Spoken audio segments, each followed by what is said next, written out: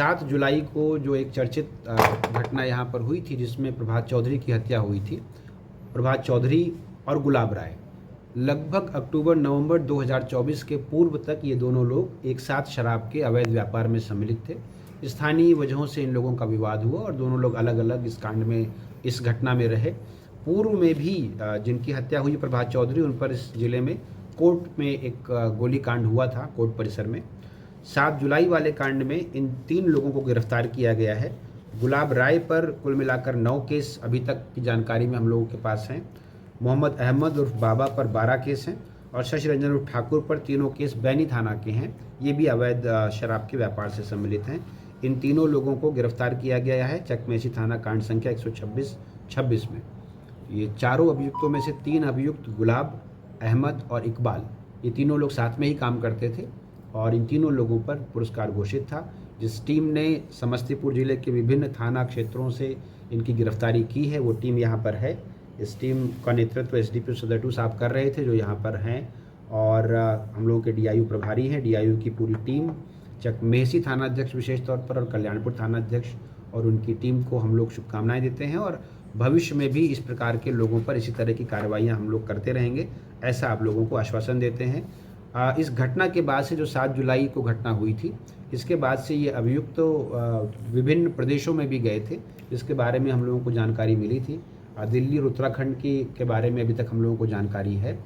वापस जो गिरफ्तारी हुई है, हम लोग इन लोगों की गतिविधियां ट्रैक कर रहे थे और समस्तीपुर जिला अंतर्गत जब इन लोगों की गिरफ्तारी हुई है तो इसकी हम लोग तफ्तीश कर रहे हैं कि ये अभी वापस कोई और घटना कारित करने के लिए यहाँ पर उपस्थित थे या कोर्ट के सामने सरेंडर करने जा रहे थे या अपने गैंग के और लोगों को, जिनका इस कांड में नाम है, उन लोगों के साथ मिलकर किसी और प्रकार की योजना बना रहे थे।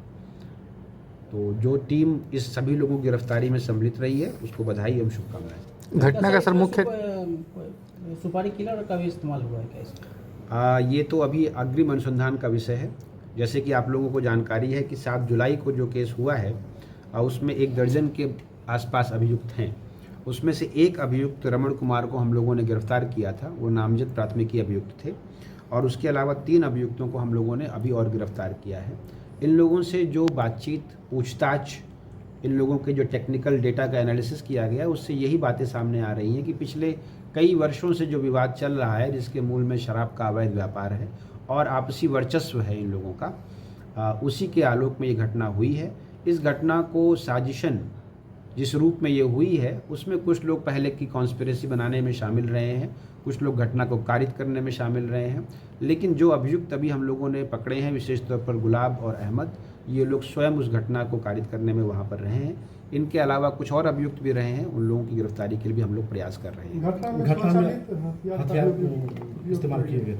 पिस्टल इस्तेमाल हुई थी घटना में, अलग अलग साइज़ की थी, वो हम लोगों को मिली है। जो कुछ हथियार जो घटना कारित की है, जिन लोगों ने गिरफ्तारी अभी हुई है, इन लोगों के हैं, और प्रभात की तरफ से भी कुछ लोग वहाँ पर मौजूद थे जो बाद में वहाँ से भागे, उन लोगों की भी मैगजीन वगैरह गिरने की संभावना है। कार्बाइन की चर्चा? एक पिस्टल हम लोगों को मिला है, बट वो कार्बाइन नहीं है, मेरे ख्याल से एक देसी पिस्टल होगा। हम लोग देख रहे हैं कि वो प्रभात की तरफ का था या गुलाब की तरफ का था। मुख्य कारण क्या है सर घटना का? मुख्य कारण जैसा हम लोगों ने बताया, पिछले कई वर्षों में इन लोगों के बीच इस प्रकार की घटनाएं पूर्व में भी हुई हैं। मुख्य कारण आपसी वर्चस्व और शराब का अवैध व्यापार, यही दोनों कारण हैं। पूर्व में सिर्फ अहमद जो हैं, इनके एक चचेरे भाई की हत्या 2020 के आसपास हुई थी, तब से उनकी अदावत चल रही थी प्रभात के साथ, और 2024 के अक्टूबर-नवंबर के बाद कुछ मुजफ्फरपुर और दरभंगा और समस्तीपुर, इसका जो एक टाई जंक्शन बनता है, वहाँ से ये लोग अपने इस व्यापार को संचालित करते रहे हैं और उसी में लेन देन को लेकर विवाद बीच बीच में होते रहे हैं। उसी लेन देन के क्रम में ये घटना कारित हुई है। पिछले कुछ महीनों में प्रभात चौधरी जो इस कांड में मृतक हैं, उनके कुछ लोगों से और भी विवाद हुए थे, जो लोग इस कॉन्स्पिरेसी में शामिल हो सकते हैं। Thank you.